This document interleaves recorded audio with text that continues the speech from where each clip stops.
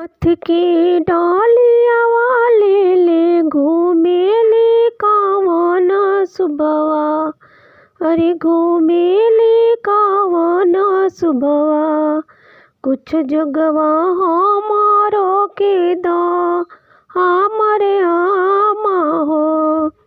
कुछ दुगवा हमारो के दा हमारे आमा हो।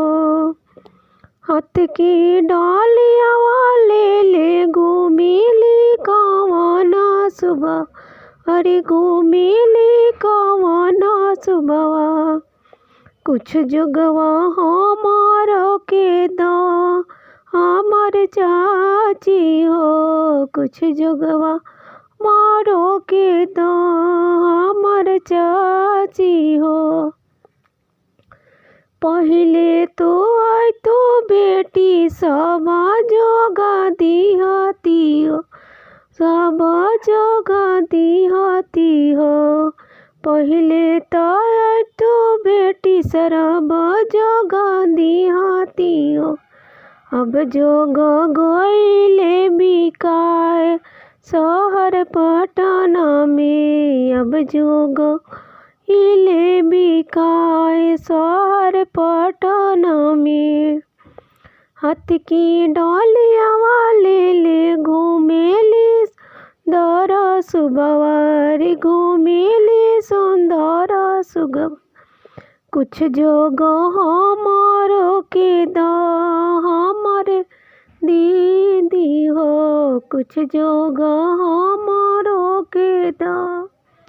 हाथ की डालिया वाले ले घूमेले सुंदर सुबवा।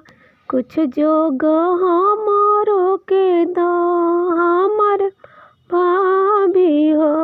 कुछ जोगा हमारो के दा। पहले तो बहिनी सब जोगा दिहती हो। अरे सब जोगा हाथी हो। अब जोगा गइले बिका शहर पटना हो। अब जो गइले बिकाए शहर पटना हो। पहले तो आई तो ननद सब जोगा दिहती हो। अब जोगा गइले बिकाए शहर पटना हो। अब जोगा गइले बिकाए। हाथ के डालिया वाले ले घूमेले सुंदर सुबवा। कुछ जगवा हम के दा हमारे आमा हो।